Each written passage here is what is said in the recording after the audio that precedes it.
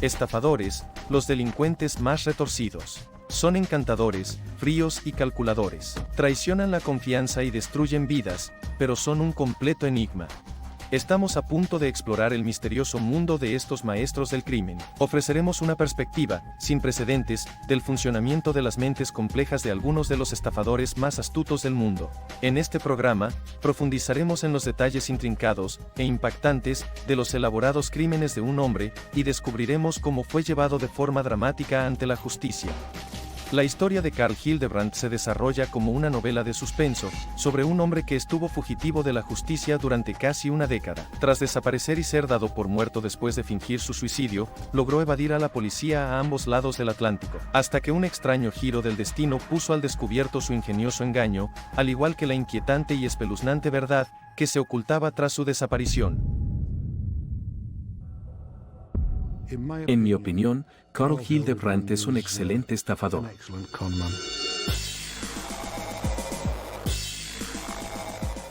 Probablemente, la familia de Carl Hildebrandt vivió un infierno, y quería saber qué le había ocurrido a su hijo. La madre de Carl creía, sin duda, que su hijo se había suicidado. Pensó que estaba muerto. El misterio de lo que le había ocurrido a Carl Hildebrandt quedaría sin resolver durante 8 años, ya que el estafador y la ley estaban metidos en una compleja persecución. Evidentemente, era una persona muy decidida e inventiva. La policía sospechaba que se había ido a Sudáfrica, pero no tenía ni idea en dónde estaba Carl. Me pregunto si se considera a sí mismo como un Robin Hood moderno. Le quita a los ricos para dárselo a alguien que lo merece más. A él mismo. La historia comienza en Yorkshire del Sur, Inglaterra, a finales de los 80. Carl Hildebrandt vivía en Rotherham y era muy conocido en su comunidad local. Carl Hildebrandt era miembro de una empresa familiar muy bien establecida en Rotherham. A primera vista, era un negocio próspero. En mi opinión, parecía ser muy ambicioso, tenía grandes aspiraciones y siempre quería algo mejor. El negocio de Hildebrandt era una panadería en un centro comercial de Wickersley.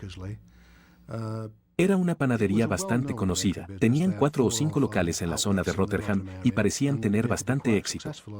Era una panadería familiar local. Por lo que recuerdo, Carl se había hecho cargo del negocio y después de eso la panadería se mantuvo a flote por poco tiempo, pero luego cerró. Después, Carl abrió un restaurante, el Waterloo Wall en Beeston, un pueblo a las afueras de Rotherham. Ese local tampoco duró mucho tiempo. No sé exactamente por cuánto tiempo, quizás un año o algo así. Parece que no tuvo mucho éxito. Mientras la empresa familiar atravesaba dificultades financieras, parecía que Carl Hildebrandt comenzaba a ganar dinero por medios menos éticos. Presuntamente, se había involucrado en una estafa del Departamento de Comercio. Es uno de los 6 hombres que presuntamente estafaron al Departamento de Comercio e Industria por un par de cientos de miles de libras en subvenciones falsas y otras cosas.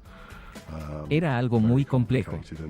Era el tipo de cosas en las que Carl solía involucrarse. La estafa de la que se acusaba a Carl Hildebrandt era un plan muy elaborado. Él y otros 5 hombres fueron detenidos y acusados de fraude. La acusación consistía en que estos hombres habían creado empresas y negocios ficticios, como parte de un sofisticado plan para obtener fraudulentamente casi 200.000 libras en subvenciones públicas. Hildebrandt quedó en libertad bajo fianza, y debía ser juzgado en 1990. Carl Hildebrandt se enfrentaba a un juicio inminente, y ante la posibilidad de recibir una pena de prisión, parecía que no tenía ninguna intención de presentarse a juicio.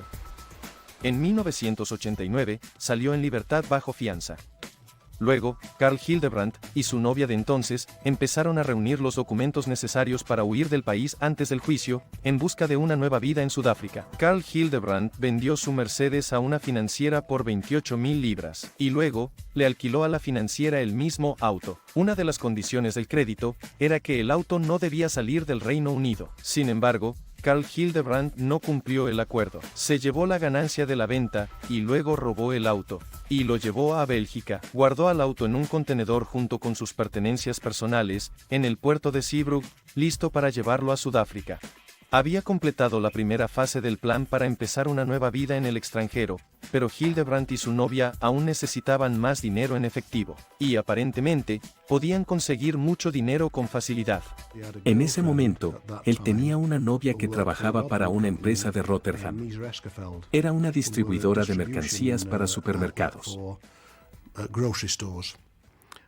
Ella era una secretaria allí, o algo así. Robaron 4 cheques de un talonario que pertenecía al director general de la empresa. Extendieron esos cheques por grandes sumas de dinero y gracias a eso obtuvieron una suma superior a las 100.000 libras. Y utilizaron esos cheques para abrir una cuenta bancaria en Leeds con datos ficticios. Nunca pudieron averiguar quién había abierto esa cuenta bancaria. La policía sospechaba que Carl había abierto esa cuenta bancaria. Eso es lo que pensaban en ese momento. Los estafadores tienen diferentes motivaciones para lograr sus metas.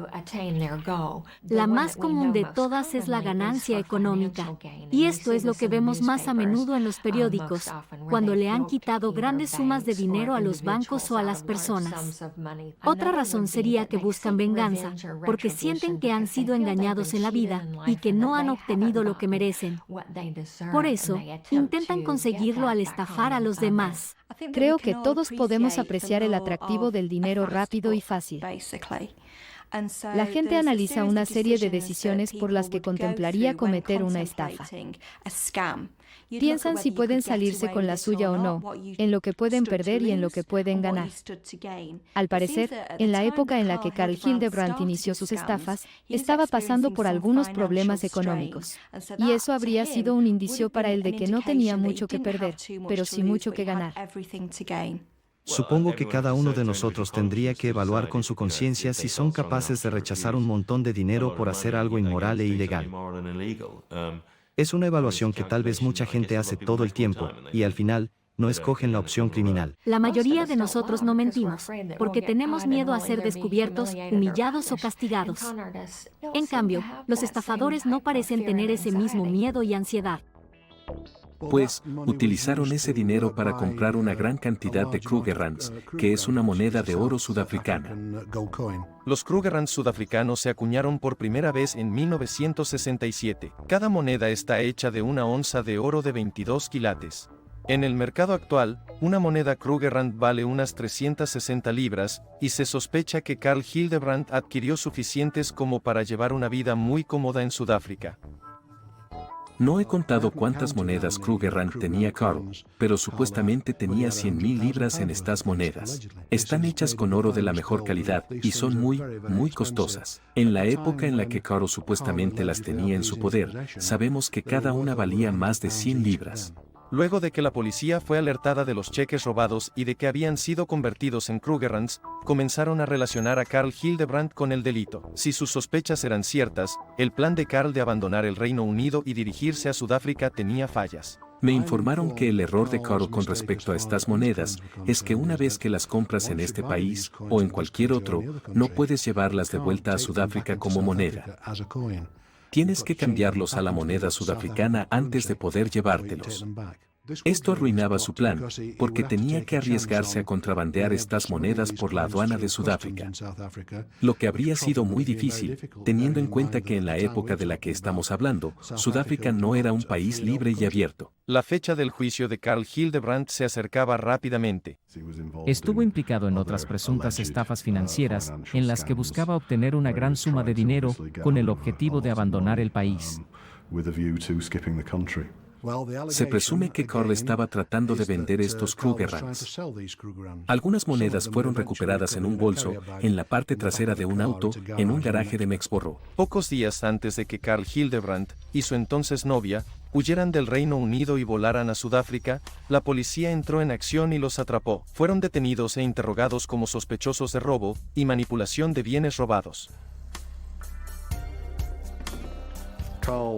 Carl Hildebrandt era conocido por la policía, y también por la prensa, debido a su participación en algunos negocios financieros bastante sospechosos. Lo interrogaron por ser un sospechoso del robo de los cheques de la empresa distribuidora y por el manejo de bienes robados, que eran los Krugerrands. porque esas monedas eran producto del robo de los cheques.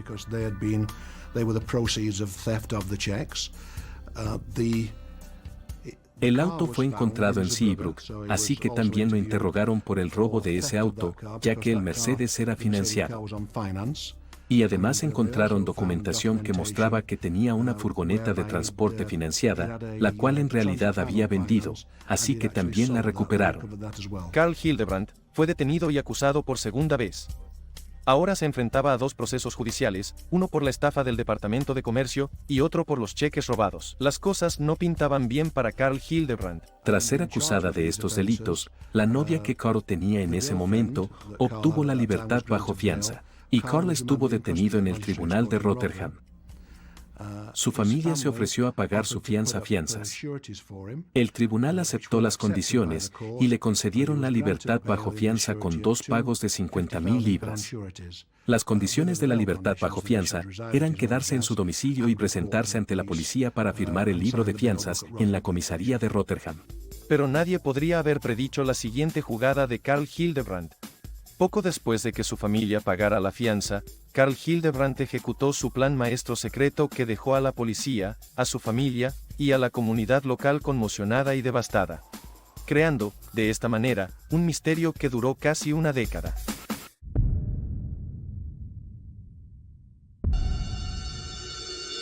En 1989, Carl Hildebrandt fue acusado de fraude, junto con otros 5 hombres. Antes de comparecer ante el tribunal, Carl Hildebrandt había sido acusado por segunda vez. Fue detenido como sospechoso de robo y manipulación de bienes robados, después de haber robado cheques en blanco en el trabajo de su novia y cobrarlos por 100.000 libras.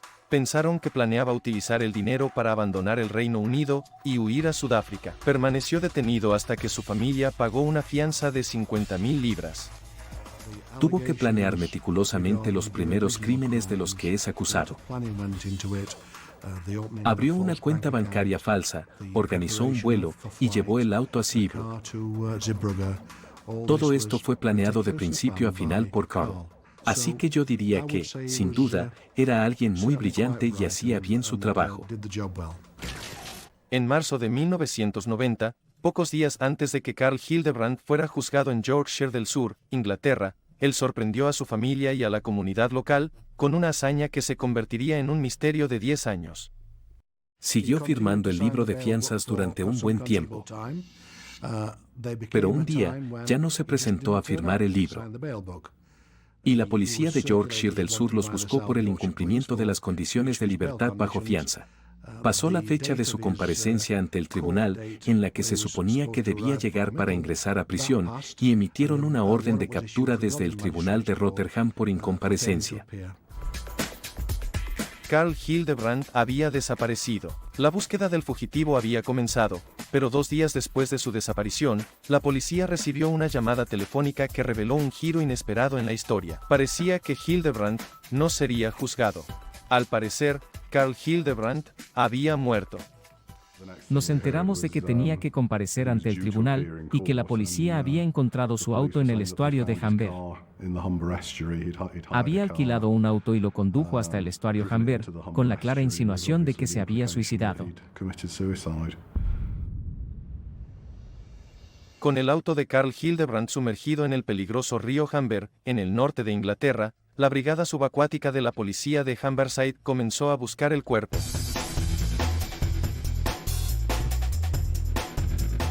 Nos llamaron para evaluar la situación. Al llegar al lugar, pudimos ver un vehículo parcialmente sumergido, y en ese momento, solo pudimos distinguir que era de color rojo. No es habitual, pero no es inaudito que la gente se suicide de esta manera. La búsqueda que hicimos requería de un equipo de buceo completo. Ese día me eligieron como buceador. Entré en el agua y busqué dentro y alrededor del vehículo para comprobar que no hubiera nadie en el vehículo.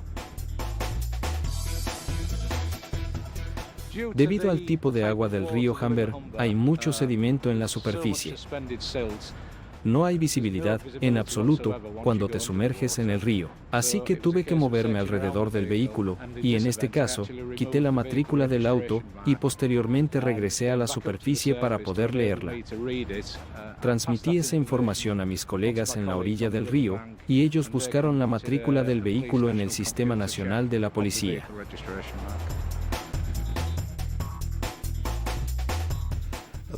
El auto fue rastreado hasta una empresa de alquiler de autos en Parkgate, Rotterdam, y el propietario pudo confirmar que Carl Hildebrandt era el que lo había alquilado.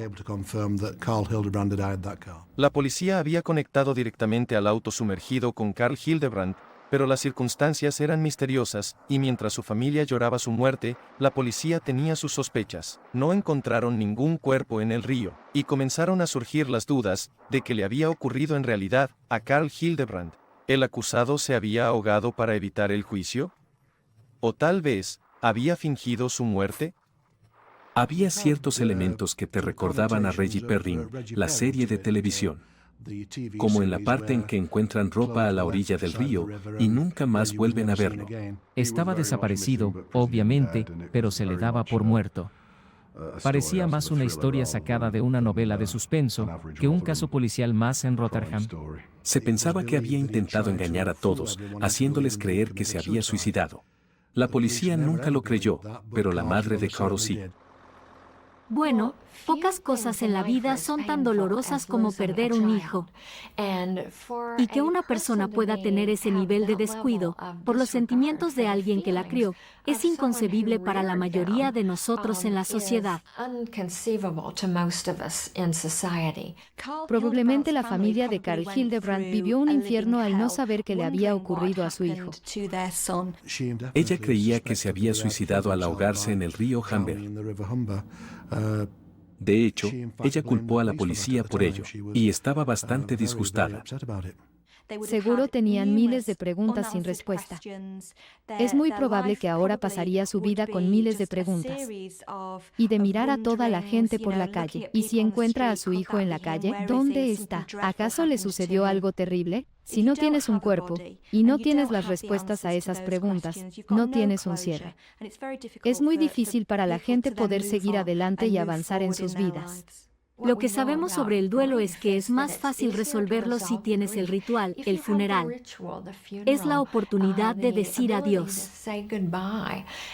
Y cuando no hay cadáver, y la persona es dada por muerta y desaparecida, su dolor se prolonga porque siempre se preguntan qué fue lo que pasó. O si tal vez había algo que podrían haber hecho para evitarlo. Puede que la familia de Carl Hildebrandt creyera que el río Humber, en el norte de Inglaterra, le había quitado la vida, pero no todos estaban tan seguros. Por la actitud de la policía, era obvio que no estaban convencidos en absoluto de que eso fue lo que realmente había pasado. Parecían tratar la situación como un intento de escapar de la justicia. Así que, desde el principio, comenzaron con la cacería.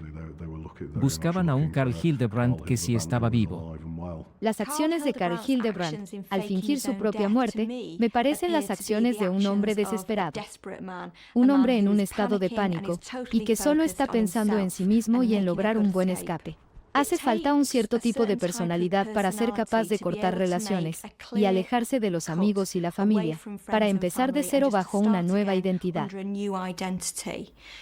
Hay que ser una persona bastante superficial y egocéntrica para hacerle creer a tu familia que estás muerto y no tomar ninguna medida para remediarlo. También para ser capaz de separarte emocionalmente de las personas tan repentinamente. Y en ningún momento trató de contactar a su familia de alguna manera para evitarles todo ese sufrimiento.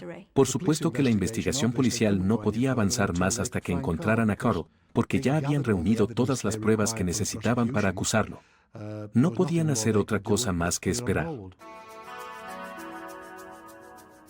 Puede que la cacería de Hildebrandt haya llegado a un callejón sin salida, pero esta misteriosa historia de un auto en el río Humber, al norte de Inglaterra, sin un cadáver en el interior, no iba a desaparecer. En el aniversario de la desaparición de Carl, el Sheffield Star publicaba anualmente un artículo al respecto, con una fotografía de Carl y titulares como "¿Dónde está ahora?" y cosas por el estilo.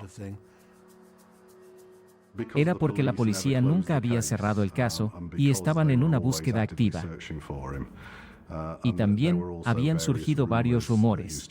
En un momento, parecía que había regresado para ver a unos amigos y luego volvió a escaparse. Creo que nunca se demostró si era cierto o no, pero era un rumor muy conocido. Es el único caso de este tipo sobre el que he investigado, y no es algo sobre lo que uno esperaría encontrar en un tribunal de Rotterdam. Así que, es muy particular. Y sin duda, desde el punto de vista nuestro de los medios locales, fue una gran historia.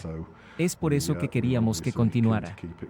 Entonces, publicábamos con regularidad las historias de que la policía seguía buscándolo, e informábamos sobre los rumores. Y creo que continuaron con eso durante 7 u 8 años. Mientras Carl Hildebrandt estaba ausente, la vida en su ciudad natal continuó. En 1991, 4 de los hombres involucrados en la elaborada estafa al gobierno, que presuntamente estaban con Hildebrandt, fueron encarcelados. 5 años más tarde, en 1996, el padre de Carl Hildebrandt falleció. Nunca se enteró si su hijo estaba vivo o muerto. Pero en todo este tiempo, la policía no había dejado de buscarlo. La Interpol se había involucrado en la búsqueda, pero Hildebrandt parecía haber desaparecido por completo. Casi una década después de su misteriosa desaparición, parecía poco probable volver a ver a Carl Hildebrandt, ya sea vivo o muerto. Hasta que 8 años después de la desaparición de Carl Hildebrandt, en 1990, se produjo un sorprendente y dramático descubrimiento que nadie esperaba. Todo comenzó cuando un tipo, que volvía de sus vacaciones en Estados Unidos, comenzó a leer un periódico. Y había una noticia sobre el desaparecido y presuntamente muerto Carl Hildebrandt, con una fotografía suya. Y pensó, un momento, tomé una copa con este tipo y no era Carl Hildebrandt, era Charles Staines. Entonces se lo contó al periódico, y bueno, empezó la búsqueda de nuevo. Tuvo bastante éxito, hasta que decidió involucrarse con un tipo de Sheffield. Por pura coincidencia, las sospechas de la policía fueron confirmadas. El Reggie Perrin de Rotterdam estaba vivo. Este fue un gran descubrimiento para la policía de Yorkshire del Sur. No tenían ni idea en dónde estaba Carl. Y ahora, tenían a alguien de Yorkshire del Sur que les estaba hablando de él, y no solo eso, sino que también les dijo el nombre que usaba, Charles Staines. Así que, claramente, vivía bajo una identidad falsa. Eso era información muy útil para la policía. No sabíamos cómo llegamos a ese nombre, ni por qué él había tomado ese nombre en particular. Solo sabíamos que ese era el nombre que utilizaba en Fort Lauderdale. El nombre Charles Staines era un misterio aún por resolver. Pero por primera vez en 8 años, en Inglaterra, la policía de Yorkshire finalmente obtuvieron la pista que estaban esperando. Pero esto era solo el principio. La policía había confirmado sus sospechas de que les quedaba un largo camino por recorrer. Localizarlo y extraditarlo desde Estados Unidos no sería fácil. Llevar a Carl Hildebrandt ante la justicia era una posibilidad remota, pero la suerte parecía estar del lado de Brian Sutton y de la policía de Yorkshire del Sur. En otro giro inesperado, los contactó una residente de Florida. Era la disgustada exnovia de Charles Staines, alias Carl Hildebrandt. La policía estaba un paso más cerca de atrapar al fugitivo. Tuve un momento de suerte en aquel momento, porque Carl, supuestamente, había estafado a una mujer británica que vivía en Fort Lauderdale. Ella se puso en contacto conmigo, porque sabía que yo estaba interesado en Carl. Eso me llevó a hablar con un investigador privado estadounidense, llamado Richard Stein. Richard estaba en el caso de Carl, por así decirlo. Él me enviaba información sobre Carl regularmente. Así supe que usaba el nombre de Charles Norman Staines. Paso a paso, Brian Sutton estaba más cerca de atrapar a su presa. A medida que avanzaba la investigación, descubrió que, en Estados Unidos, la policía de Fort Lauderdale conocía bien a Charles Staines, aunque el nombre de Carl Hildebrandt no significara absolutamente nada para ellos. Charles Staines era un individuo astuto. Era muy calculador y muy cuidadoso en todo lo que hacía. Accidentalmente, Carl Hildebrandt había ayudado a la policía de Yorkshire del Sur, en Gran Bretaña. En mayo de 1997, Hildebrandt fue detenido bajo su identidad falsa, Charles Staines. En un principio, fue detenido una vez bajo el nombre de Charles Staines. Fue por un problema que tuvo con su novia, algo relacionado a un robo y una pelea doméstica, y fue registrado con el nombre de Charles Staines en Fort Lauderdale, condado de Broward, Florida. Fue después que me enteré por algunas fuentes de que en realidad era Carl Hildebrandt. Carl Hildebrandt, o Charles Staines como se le conocía en Estados Unidos, no tardó en llamar la atención de la policía por segunda vez. La policía de Florida lo relacionó con una compleja y ambiciosa estafa. Staines tenía experiencia en el alquiler de autos. Trabajó en un alquiler de autos por un tiempo, así que sabía cómo funcionaba el sistema de vales. Falsificaba vales que utilizaban principalmente las agencias de viajes. Por ejemplo, si un consumidor del Reino Unido quería viajar, acudía a su agencia. Reservaban un hotel, un vuelo y le alquilaban un auto, por lo general todo a la vez, y así recibían unos vales, los cuales funcionaban como dinero en efectivo.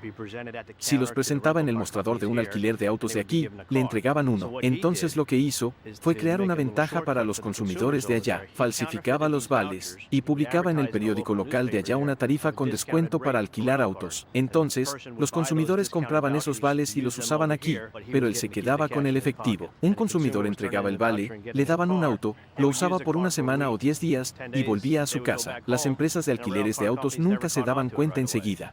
Cuando Carl Hildebrandt se fue a Estados Unidos, tuvo la oportunidad de seguir el camino correcto, pero no fue lo que hizo. Más bien, aprovechó la oportunidad que se le presentó con los alquileres de autos para estafar a otra gran organización. Era listo, porque los alquileres de autos no se habían dado cuenta hasta entonces. De hecho, cuando desaparece un auto, suelen tardar un poco en denunciar su robo, y por lo general, los turistas que tenían estos autos los habrían devuelto, y la empresa habría detenido la investigación y muchos casos ni se verifican. Se salió con la suya durante unos 18 meses. Muchos estafadores creen que están por encima de las personas normales, y no solo de los delincuentes. Ni siquiera se consideran delincuentes. Es un rasgo clásico del estafador.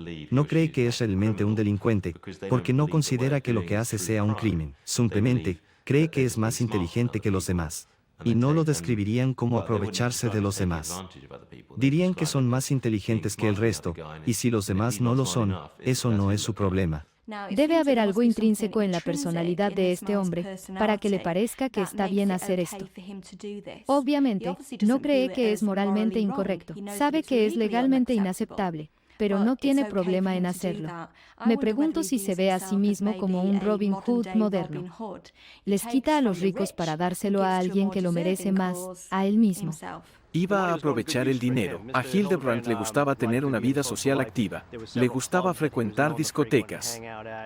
Tenía algunas chicas con las que se veía, pero le dedicaba gran parte de su tiempo a sus actividades delictivas, porque también estaba implicado en otros crímenes. Así que se asoció con personas de diferentes ámbitos. Si llegó a pensarlo conscientemente, seguro dijo, bueno, no tengo la capacidad para seguir el camino correcto. Esta es la única vida que conozco. Muchos estafadores piensan eso, se dan cuenta de que no pueden cumplir con la ley y esto es lo único que conocen, así que continúan. Con la policía británica y estadounidense cada vez más cerca, Carl Hildebrandt tenía los días contados. Y con su captura, llegaron las enfermizas y devastadoras revelaciones de cómo consiguió eludir a la policía durante casi una década.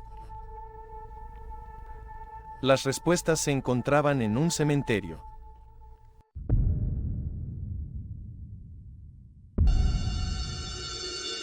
En 1990, Carl Hildebrandt se enfrentaba a cargos policiales por fraude, robo y manipulación de bienes robados. A último momento, poco antes de ser juzgado, desapareció. Como se presumía desaparecido y muerto, la prensa local británica lo llamó el Reggie Perrin de Yorkshire. Fingir tu propia muerte puede ser la mayor estafa de todas. Desde nuestro punto de vista, la historia nunca murió en realidad, porque la policía lo seguía buscando activamente como si estuviera vivo. Parece que la decisión de irse a Estados Unidos y asumir una nueva identidad fue consecuencia del pánico, porque Carl había sido atrapado al intentar estafar a grandes empresas en Gran Bretaña. Así que haya comenzado a delinquir de nuevo en Estados Unidos, me dice que hay algo intrínseco en la personalidad de este hombre. Debido a que los estafadores son incapaces de retrasar la gratificación, ellos quieren lo que quieren de inmediato, y de la forma más fácil posible, sin esforzarse por ello. Por ejemplo, tenemos el caso del señor Hildebrandt, que vino a Estados Unidos y tuvo la oportunidad de llevar una vida convencional, pero decidió no hacerlo debido a esas cuestiones. Durante su estancia en Fort Lauderdale, Carl Hildebrandt utilizaba el nombre de Charles Staines, y la policía estadounidense lo había relacionado con varias actividades delictivas. En un giro del destino, mientras la policía de Yorkshire del Sur descubría el historial de Hildebrandt en el Reino Unido, en Estados Unidos, en 1998, la policía de Florida lo buscaba por una estafa relacionada a los alquileres de autos. La policía de Fort Lauderdale puso manos a la obra y fue arrestado por un detective llamado Russell Seuss. Carl fue acusado de los delitos en Fort Lauderdale e ingresó en el centro de detención de Crome, en Miami. El señor Staines fue arrestado en virtud de una trampa que montamos. Teníamos algunos informantes con los que trabajábamos, y ellos habían invitado al señor Staines, o Hildebrandt, a reunirse en ese lugar determinado. Cuando llegó, una gran cantidad de agentes nos dispusimos en diferentes posiciones y fue arrestado frente a una tienda, sin ningún incidente. Con el expediente de Carl Hildebrandt reabierto en Yorkshire del Sur, y su atención centrada en Florida, la policía estadounidense y la británica empezaron a trabajar juntas. Luego me dijeron que era un fugitivo de Inglaterra, y la única forma de verificarlo era a través de las huellas dactilares. Así que me contacté con la policía de Yorkshire del Sur, con el detective Sutton, y nos escribimos un tiempo. Finalmente, me envió una copia de las huellas dactilares de Carl Hildebrandt. La identificación positiva se produjo cuando le envié a Russell Seuss, en Fort Lauderdale, una copia certificada de las huellas dactilares de Carl, con la fecha en que fue detenido y acusado de los delitos regionales. Las llevamos al examinador de huellas dactilares en la oficina del alguacil del condado de Broward, y las comparamos con las anteriores de Charles Staines cuando fue arrestado por el cargo de robo. Compararon las dos y efectivamente nos enteramos de que teníamos al señor Hildebrandt.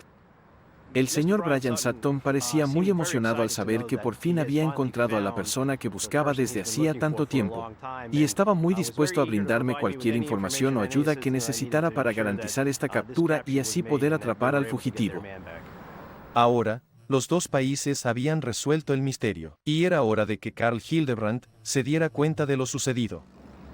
Después de arrestar al señor Staines y decirle que sabía que era Carl Hildebrandt, su reacción no fue con palabras, pero sus expresiones lo dijeron todo.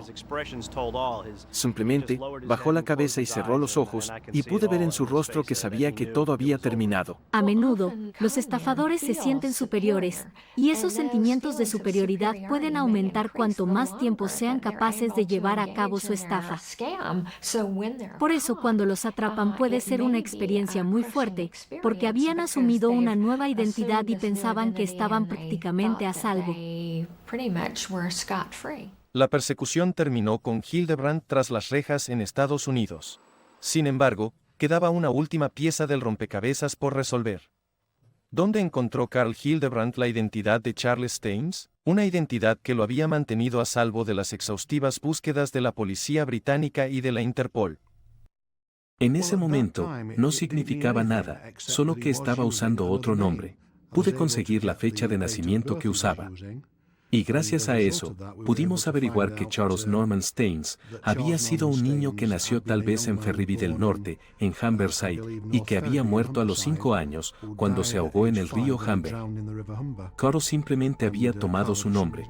Pero cuando Brian Sutton empezó a indagar más, los inquietantes descubrimientos siguieron llegando.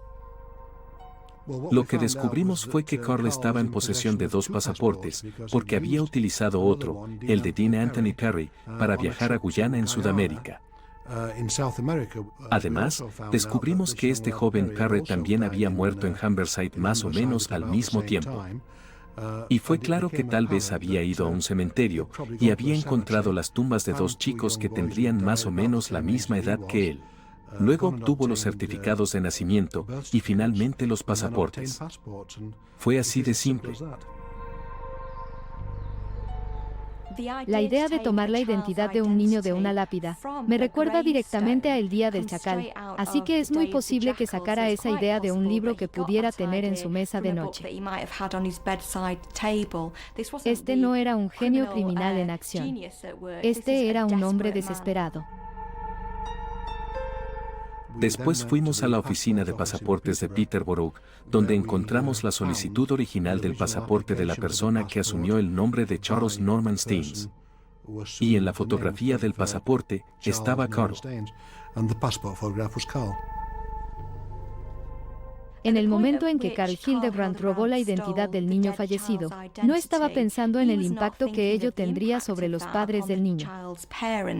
Estaba pensando en sí mismo y en nadie más. Dudo que se le hubiera pasado por la cabeza. Solo quería escapar. Él probablemente pensaba que el niño ya no necesitaba el nombre. Los rasgos de un buen estafador son varios en realidad, pero creo que el principal es una completa falta de conciencia. Básicamente, no te puedes dar el lujo de preocuparte por tus víctimas, por si les has hecho daño, por si hiciste algo malo o por cómo se sienten. El uso del nombre de Charles Norman Staines, siempre y cuando los padres de ese niño nunca se enteraran, no habría supuesto ningún problema para nadie. Pero por supuesto, cuando estábamos investigando los delitos de los pasaportes, tuvimos que visitar a los padres de Charles Norman Staines. Ellos eran muy agradables, ya mayores, y vivían en Humberside. Aunque ya había pasado mucho tiempo, estaba claro que les angustiaba la idea de que hiciéramos esta investigación. La familia de la persona a la que le robó su identidad probablemente quedó profundamente afectada por lo que hizo. Perder un hijo de por sí es desgarrador, pero cuando recibes una llamada telefónica de un investigador o de la policía diciéndote que alguien ha robado la identidad de ese hijo al que querías y perdiste, es una sensación de violación de lo más íntimo de tu ser. Y tal sensación de traición es muy difícil de superar. La familia de Charles Staines se habría visto inmensamente afectada por el robo de la identidad de su hijo. Aunque el niño ya no necesite esa identidad, porque lamentablemente falleció, ellos habrían considerado que ese nombre, que eligieron cuidadosamente para su hijo, era muy valioso para ellos. Habría representado a su hijo, quien ya no está físicamente con ellos. Entonces que les roben eso es como si les quitaran una parte física de sí mismos. Equivaldría a un robo de cadáveres. En una carta enviada a este documental, los padres de Charles Staines dijeron: incluso 40 años después, lloramos a nuestro pequeño. El hecho de que Carl Hildebrandt robara su identidad es doblemente doloroso, ya que sentimos que a Charles le robaron su inocencia y no puede descansar en paz. Nuestro hijo lleva el nombre de su padre y de su abuelo. Hildebrandt mancilló el nombre de hombres honorables. Robar el nombre de personas fallecidas es el delito de suplantación de identidad que más rápido crece en el Reino Unido. Ahora el Servicio de Pasaportes Nacional cuenta con una base de datos de nacimientos y muertes de bebés que se remonta a los años 50. El problema es tan grave, que han elaborado una base de datos mundial de alerta que incluye 1000 nombres de bebés fallecidos, cuyas identidades pueden haber sido utilizadas por estafadores. En el 2002, también se puso en marcha una iniciativa, denominada Operación Sabiduría, dirigida contra personas que asumían las identidades de niños fallecidos. En los 2 primeros años se lograron 255 detenciones y 50 condenas.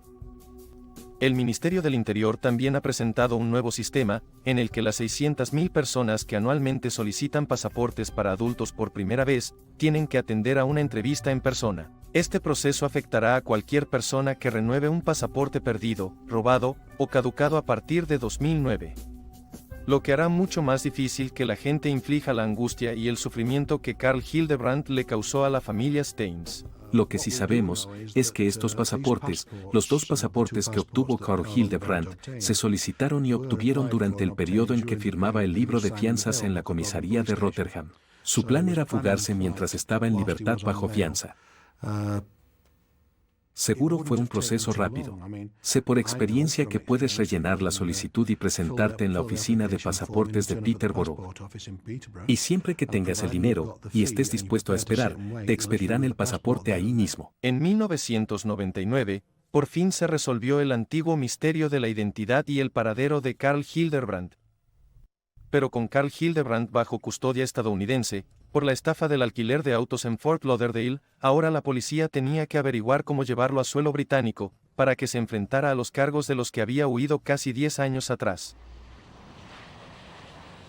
Permaneció en la cárcel casi por un año, hasta que llegó la fecha de su juicio. El juez se negó a dejarle en libertad bajo fianza, y se quedó en la cárcel. Llegó el día del juicio y el juez decidió ponerlo en libertad, con la condición de que tomara enseguida un avión para regresar a Inglaterra y enfrentar los cargos que le esperaban. Y ese fue el acuerdo al que llegamos entre él, su abogado, y nosotros. Absuelto de los cargos en Estados Unidos, Hildebrandt fue escoltado de vuelta al Reino Unido para enfrentarse finalmente a los cargos de los que había huido 8 años atrás. Pero nadie estaba preparado para lo que iba a ocurrir cuando finalmente se enfrentara a la justicia.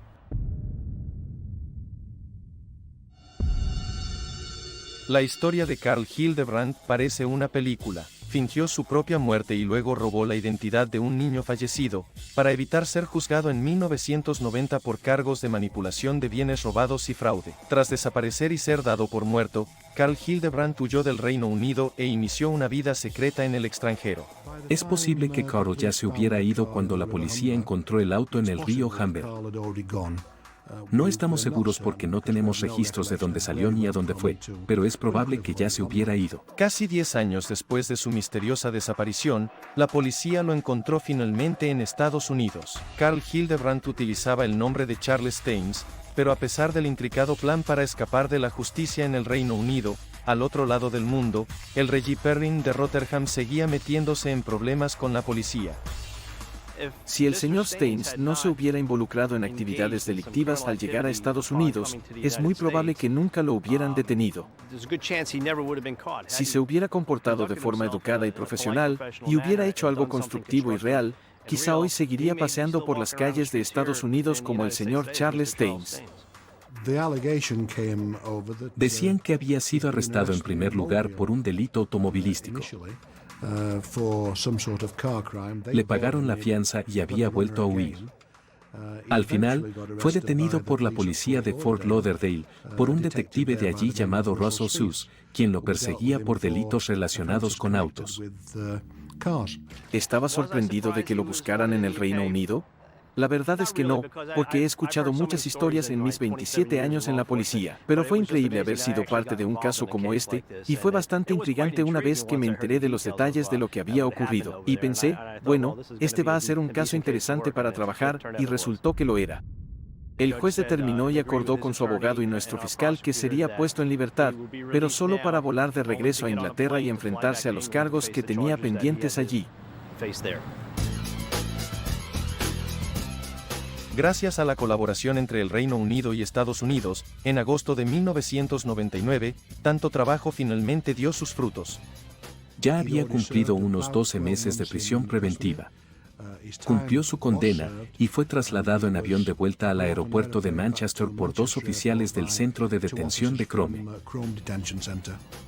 Carl volvió al aeropuerto de Manchester una mañana a las 9:30. Fuimos a recogerlo y a llevarlo a la comisaría de Rotherham. Estaba en perfecto estado. Fue muy amable y no estaba alterado. No era un asunto personal entre Carl y yo, pero sí cerraba un capítulo en lo que respecta a la policía de Yorkshire del Sur, porque llevaba 8 años desaparecido. Y logramos que regresara, así que fue un cierre. Según había podido averiguar la policía, era la primera vez que Carl Hildebrandt pisaba suelo británico en casi una década. Ya en casa, la familia, que creía que se había ahogado cuando encontraron su auto en el río Humber, recuperó a su hijo. Para alguien que ha tenido una vida muy buena y es muy cercano a sus amigos y familiares, la idea de fingir su propia muerte sería impensable. Creo que el hecho de que Carl fuera capaz de hacer esto, te dice que se trata de alguien que tiene vínculos muy superficiales con otras personas, que quizá es muy egocéntrico y que solo le importa él mismo. No sé si Carl contactó a su madre alguna vez, durante los 8 años que estuvo prófugo. Pero lo que sí sé es que cuando finalmente lo trajimos de vuelta a Rotherham, ella vino y se quejó de que no le habíamos informado de su captura, porque ella seguía pensando que estaba muerto. Así que al parecer nunca había contactado a su madre ni a su hermana. Ella estaba muy angustiada. Tendría que ser muy buena actriz para convencer a la policía de que no estaba actuando, y creo que su reacción era auténtica. Ella pensaba que estaba muerto. Y con el Reggie Perrin de Rotherham de vuelta en el Reino Unido, era hora de que se enfrentara a la justicia. Irónicamente, la mayoría de los cargos anteriores, que tanto esfuerzo y energía había dedicado a eludir, fueron retirados. Carl Hildebrandt fue acusado de robo, delitos relacionados con pasaportes, obstrucción a la justicia y no cumplir con la fianza. Cuando regresó, la Fiscalía de la Corona decidió que no podía procesarlo por los delitos originales de los cheques robados. La ley había cambiado durante esos 8 años, y al parecer ahora no era posible robar cheques de papel. Así que decidieron no seguir adelante con eso, ni con la manipulación de los Krugerrand. Entonces, Carl fue acusado por el robo del Mercedes, la falsificación de pasaportes, no cumplir con la fianza y obstrucción a la justicia. La obstrucción era que había fingido su muerte y había hecho creer a la gente que nunca iba a poder comparecer ante un tribunal porque estaba muerto. En abril del año 2000, 8 meses después de regresar al Reino Unido, Carl Hildebrandt fue juzgado por 8 delitos. Aunque la fiscalía no siguió adelante con la acusación de obstrucción a la justicia. En el juicio, el juez Peter Baker describió el caso como una historia fascinante y extraña. Dijo que la historia de Hildebrandt parecía más una novela que un caso penal. La madre de Carl Hildebrandt dijo: "Todos nos alegraremos cuando esto termine. Ha durado demasiado". Tras desaparecer en 1990, haciéndole creer a sus amigos y familiares que se había ahogado en el río Humber, al norte de Inglaterra, se cree que Hildebrandt pasó un tiempo en Sudáfrica antes de establecerse en Estados Unidos. Y tras huir de los cargos que se le imputaron en Yorkshire del Sur durante casi una década, Carl Hildebrandt fue finalmente condenado a solo 15 meses de prisión. Un periódico local comentó que nunca debió huir. Tras cumplir su condena, ahora está libre y vive en el Reino Unido. Pero el impacto de la estafa, que tiene similitudes con El Día del Chacal, de Frederick Forsyth, y con la famosa comedia El auge y la caída de Reginald Perrin, será recordado durante mucho tiempo. Podrían haber sido las acciones de un hombre desesperado que se enfrentaba a una posible pena de cárcel y quería escapar de la manera que sea. Pero en ningún momento de los 10 años que estuvo viviendo bajo una identidad falsa, intentó ponerse en contacto con su familia para corregir eso. Durante toda mi carrera, jamás me he topado con alguien que fingiera su muerte u obtuviera pasaportes mediante engaños. Y diría que no son delitos comunes, pero tampoco son demasiado difíciles de cometer. Y lo curioso de este caso es que estos 2 pasaportes nunca han sido recuperados. Cuando alguien ha vivido huyendo durante tanto tiempo, creo que podemos decir que es un estafador exitoso. En mi opinión, Carl Hildebrandt es un excelente estafador. Carl Hildebrandt era un individuo astuto, era muy calculador, y era muy cuidadoso en lo que hacía. Pero como cualquier otra persona, cometió un par de errores, y eso siempre les pasa factura. Pero creo que era inteligente y muy ingenioso, no había ninguna duda, y era carismático. Le gustaba conocer muchas mujeres. Pero al final, siempre atrapan a los malos, y es nuestro trabajo encontrarlos.